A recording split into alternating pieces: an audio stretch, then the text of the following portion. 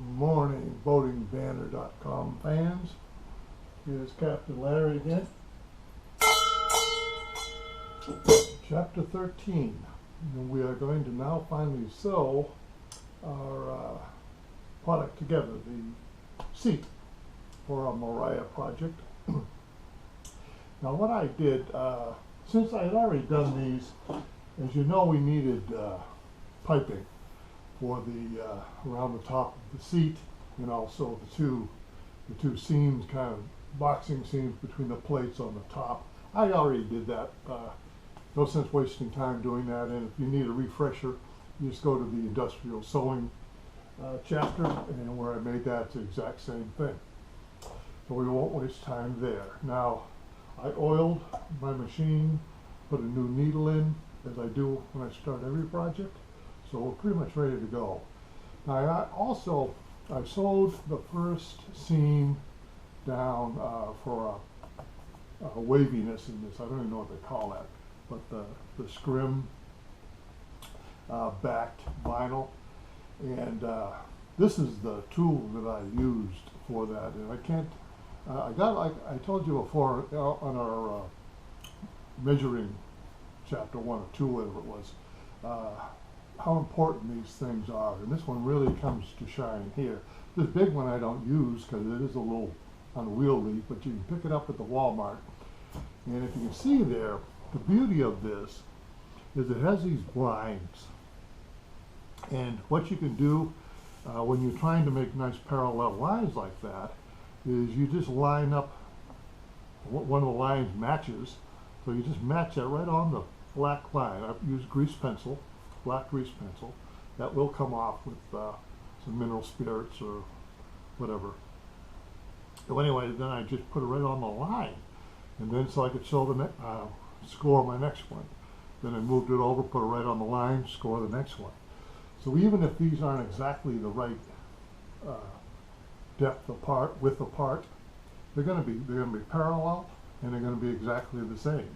So I think when we see the finished product, we're going to be quite happy with that. Now also what I did is, here's my scrim. You want to just make sure, I just cut it previously. You want to make sure you put the fabric side on the down. So that's with the thread. That's something to grab onto. So we just had cut this already, you had seen. Then I cut a piece of scrim, and I've sewed down the initial seam just to make sure that it's centered, so we won't be messing with that. And now I'll show you how to do the balance of them, and we'll move forward here. I said I wanted to start the center and kind of work out, because this will shrink each time we make a pass down here. So again, because of my small throat, I have to roll this over, unfortunately, to fit in there. So let's go. Get that needle right on that line. Drop our foot down, hold our threads, and start off a little bit. Do a little reverse, pocket. Well, you might also notice sailrite.com was kind enough. They sent me this. I don't know if you saw original, again on the industrial sewing machine chapter, but this had the original knob on that, which gives you the distance of stroke plus the reverse when you push it down. It was very stiff and hard to work. Now they have this spring-loaded deal. Really, really sweet. It goes quick, and they also sent me a better thread holder. So thank Matt Grant at Sailrite. Okay, let's see if we can get this nice and straight. On that black line, needle right on that black line. Here we go.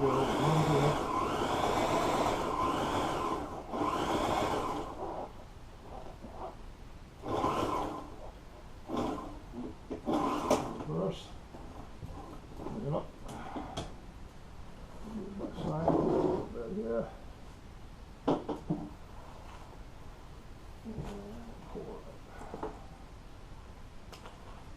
Okay, see, we did pretty good. Now we got two lines in there, and they're relatively straight, I hope. The trailer's up there. Now let's go to the other side now.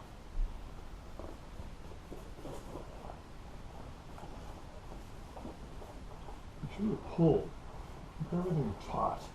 I know it's really hard with the scrim on the underside. Everything wants to move around, so you got to be patient and you got to be careful.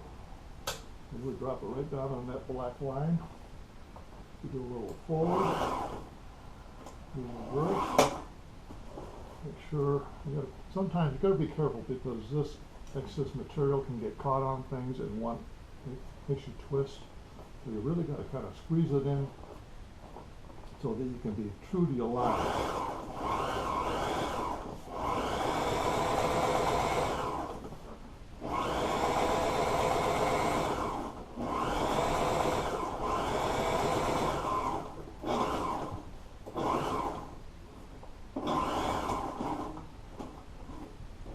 But also be careful you don't turn too much of it in there. You'll end up sewing on that, which I did once. It was embarrassing, but you have to recut it. Oh well. Okay, we got 3 down. Okay, let's go back on the other side now and try to catch this one here. And we'll hold our threads. There it comes out. Put that needle right on that black line.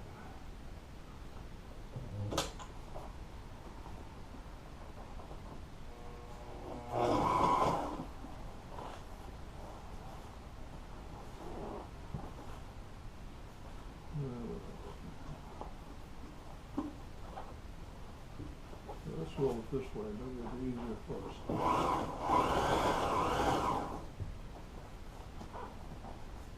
Pull it apart. Don't let it try to punch up on it.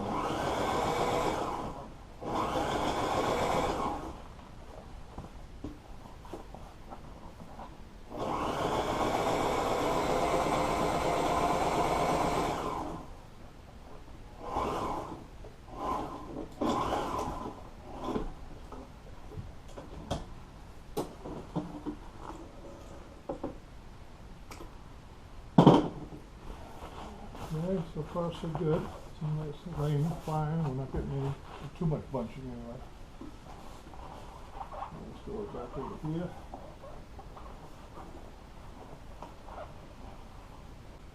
Okay, welcome back, boating banner fans. I finished it. I did have a little trouble. The top thread was fraying for some reason, and it didn't fray for the rest of the project. So I don't know what that was all about. I did want to show you how it turned out. So this is the original, and this is our duplication, which came out pretty nice. Obviously, you can see the lines are lining up quite well. I think relatively square, parallel with each other. And I have already cut off the excess. I had like about an inch. So it looks like I lost between an eighth to a 16th of an inch every seam I made. So there was 11 seams on that, so it's 11 times an eighth, I guess, would be really accurate. I would never try to get that fine. So I think it's worth having an inch or two on the sides of these things to cut off afterwards. Well, anyway, I think we did an okay job there. I think it will come out nice. One thing I would like to say, though, I don't know if you can see it, like especially here, using that grease pencil on here was a very bad idea. Actually, I never used a grease pencil on this side of the good side of vinyl, and glad I haven't, because I've got it stuck in the threads. I even used yodelless mineral spirits, and this is white thread that actually looks like it's 20 years old already. So I have more work to do. I'll wait till I get the thing finished, but I need to clean up that thread a little bit. That was a heck of a thing to get off. So I don't know if that was a real smart idea or not. Anyway, so the next project will be, part of it will be attaching the piping onto the 2 other plates that are going to go on here.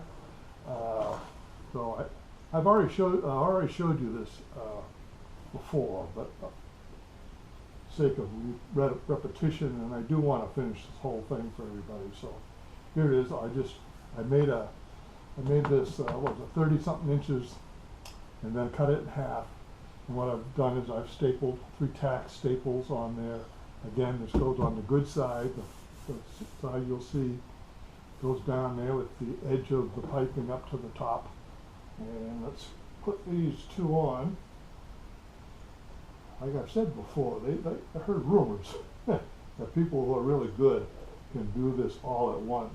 I would never's a long time, but I don't think I'd ever try. I like to see what I'm doing.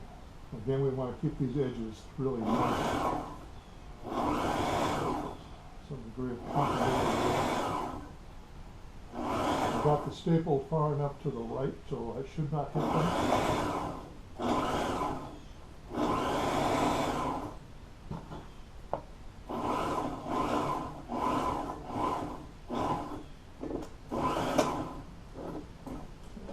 There's one.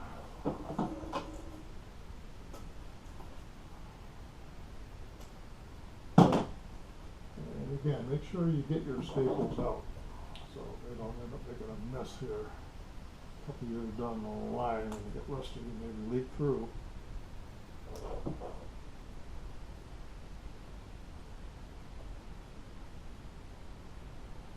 That quilted one there, that was the first one of those I had done. Really, I'd done some very small one, but not a whole seat like that. So that went a lot better than I thought. It's always a pain when you're fighting with the scrim. It's not fun. So, because you can easily get going sideways on those things, and all of a sudden the lines are very unstraight. Yeah, okay, let's get this one on here. Again, I'm putting these piping runs on the plates, outside plate first.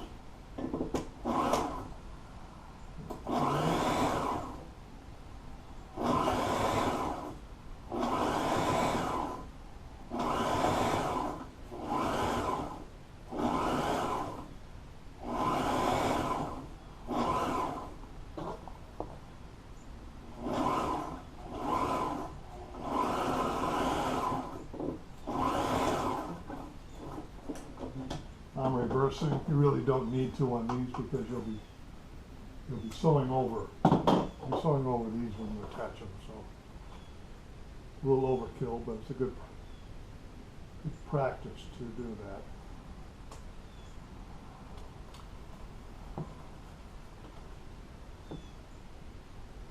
So hopefully next time you won't forget, like I have done.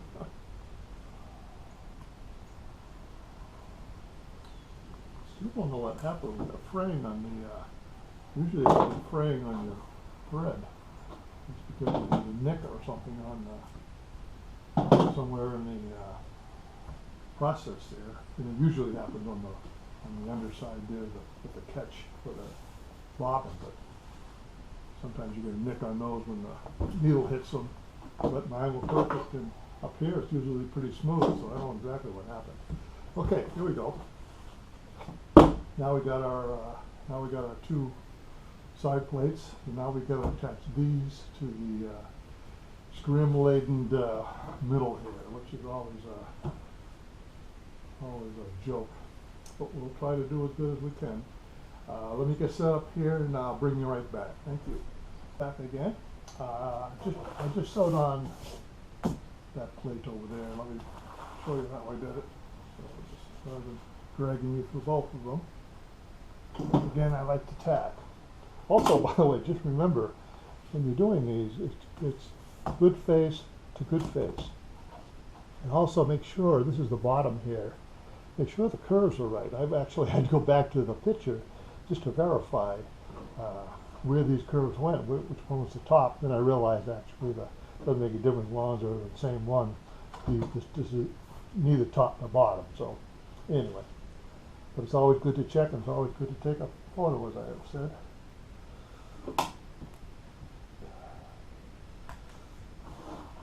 I'm going to put 3 in here.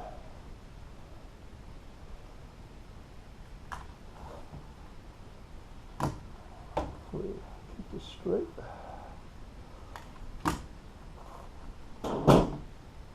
Okay, and this right here, we're going to leave all the stuff onto this side, so we don't have to worry about trying to squeeze it under the throat here. And again, you got to remember, this has a piping tunnel, which is very important.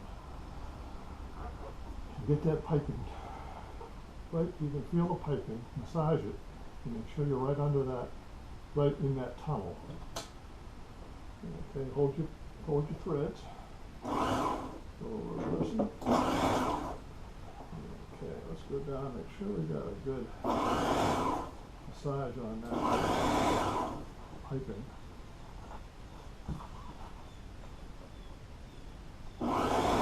It's always a little tougher, because now we're going through 2 pieces of vinyl. Actually, it's been 4 pieces, doubled over piping. There's on it. And we're going through the foam. So it makes it very bulky, a little hard to handle. But you need a good, well, it helps if you can get yourself a good machine, because you're going through a lot of stuff there. Okay, let's see what we did. Round, bottom, round, bottom, round, bottom. There we go. Now we have our base. I mean the plate. The plate is officially done now. Now you can make sure, which I forgot to do, make sure you go and grab those staples.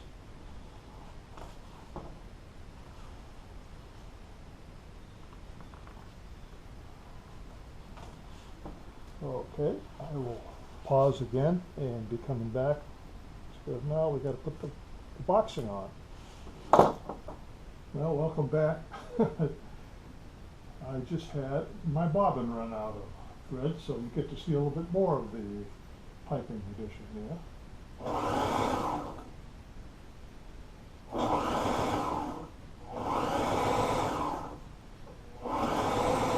The good thing is, again, always check your bobbin. It's not good to get in a run like this and run out. Not a big deal. I mean, always sew over some of it, so it locks it. I do about, like I say, about 6, 7 inches at a time. Make sure my edges are nice and square. Piping is running through that picking foot there. I go right over the same seam that I did when I made the piping. So it keeps me in line. So long as I'm got my edges good and I sew right down over seam, there shouldn't be any problems.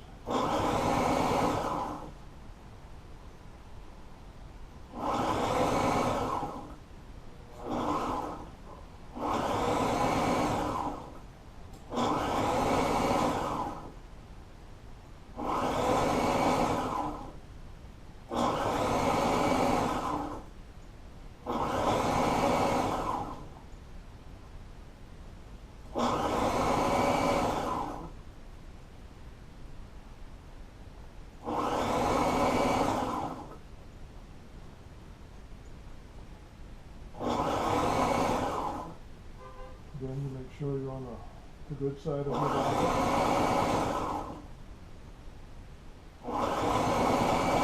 The edge of the piping right on the edge of the boxing.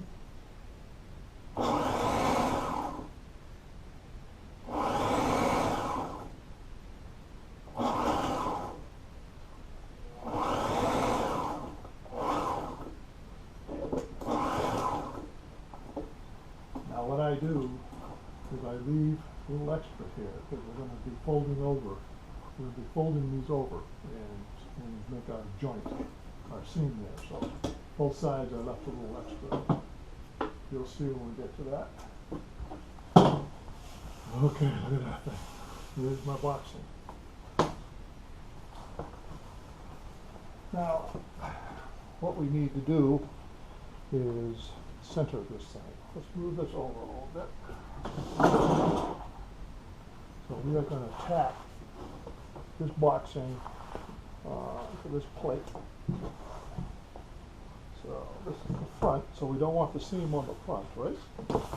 Let's just double this thing up. Get the center of it.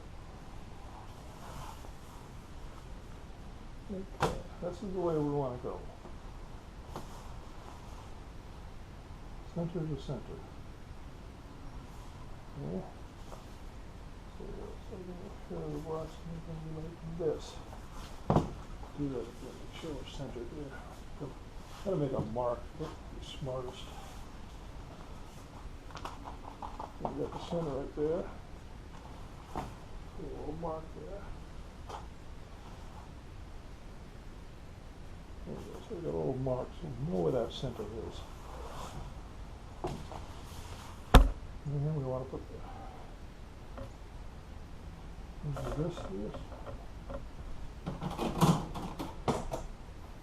So we're going to make sure we got a center for this one here.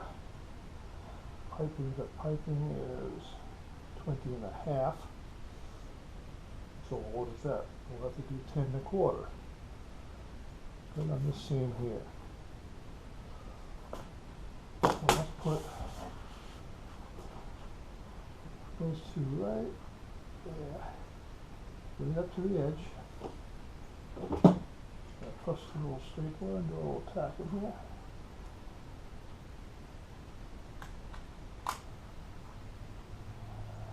Just to do that a little bit.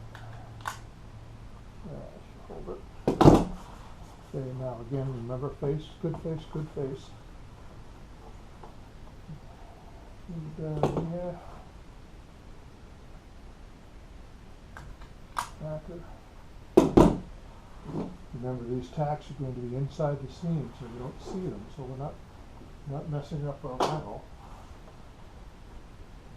So the transition between the two is probably a good place to put one. Put it in there.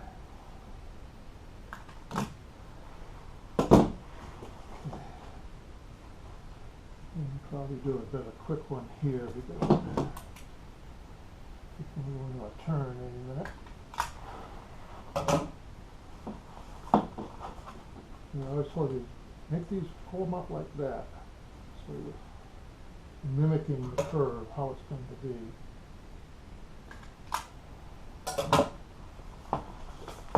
So do a little more around curves, because that's where the thing usually gets away from you.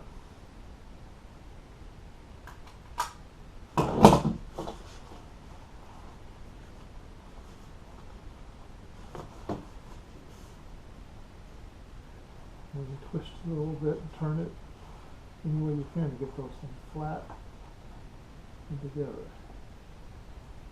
Yeah, we're going to get one right here again. Slide off here. So I told you before, curves got to really be on top of you because they can get out of line on you real quick.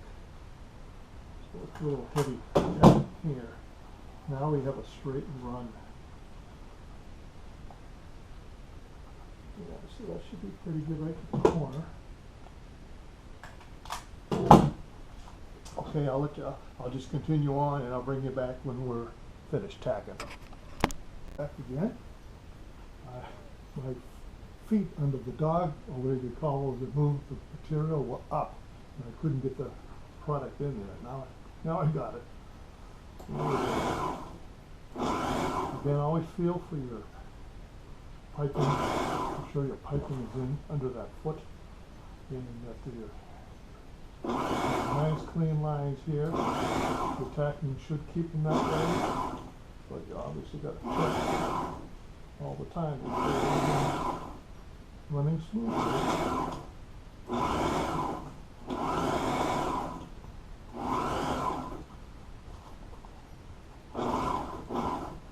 Now we're going around a corner. Now we've got to be careful. Massage it. Move this out of the way. Twist it a little bit here. push that piping under that foot.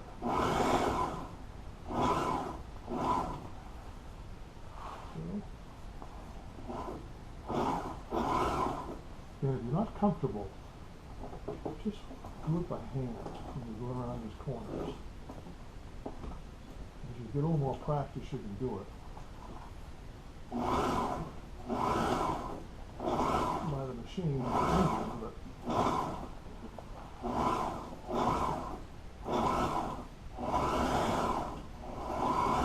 so, okay, another corner coming up here, so make sure we got everything going down, get it puffed up and out of the way.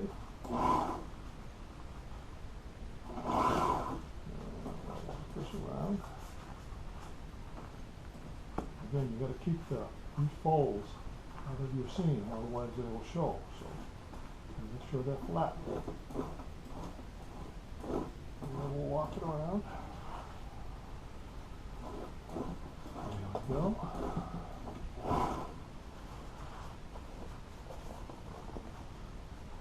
Sure your edges are still good. Make sure your foot is under the. This is usually when you lose the piping under the foot. It's going in the wrong way. You gotta be careful. Keep your needle buried so you can push it around. Yeah, I think we're in good shape now. We can run for it. Push it down, make sure it's in, make sure your line is good.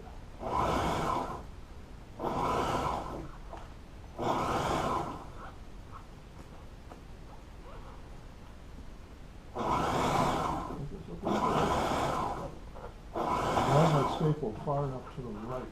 You don't have to take them out now. I'll make up and then you go back and get them. Keep your line good.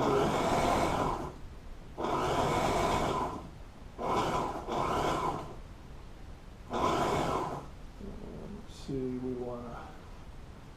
want to stop there.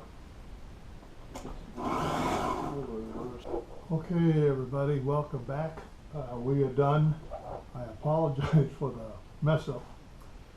I had to disassemble this entire boxing because I had made a mistake on one of these plates and there was a little hole there and I couldn't cover it up. So I had to disassemble everything, just the boxing. I had to redo my piping to 103 inches, and I got it back together. I'm sorry I couldn't get you all back in here to see it totally done. Let me just kind of explain.